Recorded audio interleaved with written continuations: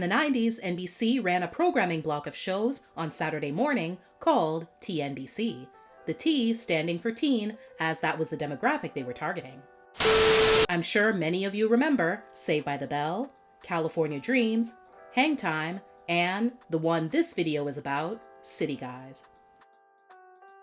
City Guys aired for 5 seasons on the network from September 6, 1997 to December 15, 2001. It was created by executive producer Peter Engel and writer Scott Spencer Gordon. The former is most well known for his work on the other aforementioned TNBC shows, while the latter was a writer for one of them, Saved by the Bell.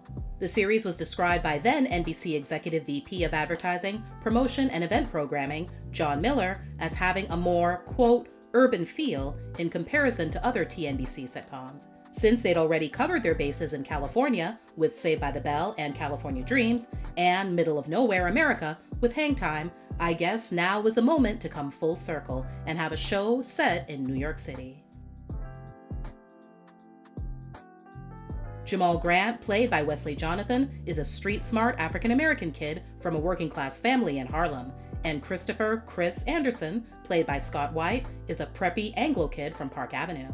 Both boys transfer to Manhattan High, or Manny High as the school is usually called in series, in the pilot episode titled New Kids, where they're both revealed to have been troublemakers. Chris was kicked out of 2 schools and actually was dishonorably discharged from military school, while Jamal was suspended during his first 2 years at his last high school and expelled junior year. Concerned about his hip-hop image, Beggy Jean Jamal arrives on the first day of school at Manhattan High with his posse, a group of guys he's paid to vouch for his rep as a tough guy. Similarly, Chris hopes to impress his new classmates when he arrives at school in a red Ferrari, which he borrowed from his father without permission. When the two of them eye each other, the trash talking begins. Soon enough, they're going all out to one-up the other and prove their worth in the eyes of the school.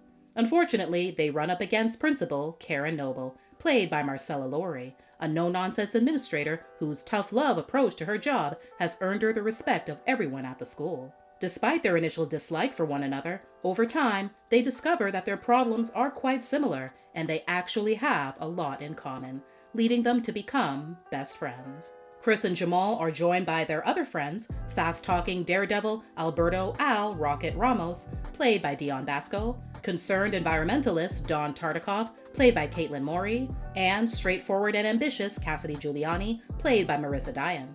She also serves as Chris's love interest. Lionel L. Train Johnson, played by Stephen Daniel, is introduced in the pilot as the school bully, whom Chris saves Jamal from, but later becomes a likable, slow-witted person known for his constant malaprop. The show is notable among the other TNBC shows for featuring virtually the same cast throughout its run, whereas the others have had several cast changes, and its racially diverse cast. Growing up, Wesley, greatly influenced by Michael Jackson, wanted to be a singer and dancer, not an actor. But after witnessing Wesley perform at various family get-togethers, a cousin of his, who was an actress, along with his mother, sat him down and asked him if he wanted to get into doing TV and film. By around the age of 12, he landed his first TV role on an episode of the hit 80s police drama 21 Jump Street. Since he was so excited about the accomplishment, he told all his friends at school to tune in and watch. When he returned to school after the episode aired, the positive feedback he got from everyone convinced him that he should stick with this acting thing. More guest spots followed throughout the 90s on shows like Baywatch, A Different World, and Sister Sister, before he would land his first long-running gig as Jamal on City Guys at the age of 18. According to Scott, the original concept of the show was for it to be an edgier version of Saved by the Bell. However, since that show ended up being such a huge hit, as well as being produced by the same person, City Guys ended up adopting many of the same sappier and more palatable ideas that can be found in various Saved by the Bell episodes. Also, that entire block of Saturday morning shows were required to meet the FCC mandate for educational guidelines in children's television. They had to strive to respond to the needs of the community by tackling such vital issues as violence in high schools, peer pressure, drinking and driving, eating disorders, learning disorders, gender biases, and racism. So, as Scott tells it, the cast would come in to do their table read on a Monday. Everyone would love it and think the script was amazing, but it would then have to be approved by the government. Inevitably, they'd take out all the funniest jokes that could be considered pushing the limits, in time to tape on Friday.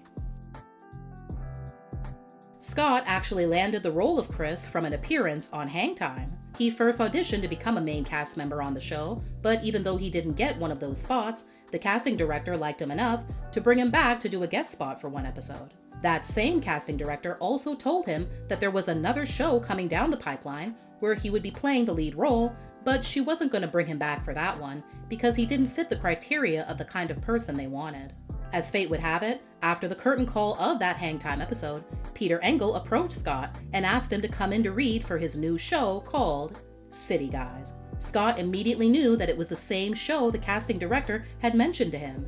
He did audition and won the role. The super catchy theme song, Roll with the City Guys, was composed by Joey Schwartz, Eric Swerdloff, and Michael Muta Ali Muhammad. C-I-T-Y, you can see why these guys, the neat guys, more and streetwise. C-I-T-Y, you can see why these guys, the neat guys, more and streetwise. While the show's episodes were shot on a soundstage in Hollywood, California, Scott and Wesley were flown out to the Big Apple to shoot the intro. It wasn't until they got there that the camera guy tells them that he doesn't have a permit to shoot around the city. He suggests that they just go for it anyway, and if the police comes, they'll just hop back into their van and hightail it out of there. So they did just that. Everything was working out fine until the police showed up. Scott and Wesley did as they were told and got back to the van as quickly as possible, while the camera guy tried to convince the police that he had the appropriate paperwork in the vehicle. But when he got back to the van, all he did was instruct the driver to gun it. Needless to say, it was a stressful few days getting that footage. Fun fact, since Scott's character has a Ferrari, one was arranged for him to drive around New York City so some clips of him behind the wheel could be added to the intro. It never happened though, since he wasn't able to drive a stick. Reportedly, one of the main reasons NBC got rid of City Guys, and within a year its entire TNBc block, was because it was no longer reaching its target audience. In the 2000 to 2001 season, the viewers' average age was a less than youthful 41, according to Variety. That wouldn't please advertisers paying big bucks to market their wares, so the network axed the show and focused on educational programming for younger kids instead. In recent years, the cast has reconnected, and there have been talks about ways to bring City Guys into the modern TV landscape, whether that be through a reboot or getting the original show up on a streaming service. Unfortunately, while City Guys was available for streaming on Tubi between 2022 and 2023, it has since been removed and doesn't appear to be available on any other streaming platform. Some episodes, though, can be found on YouTube.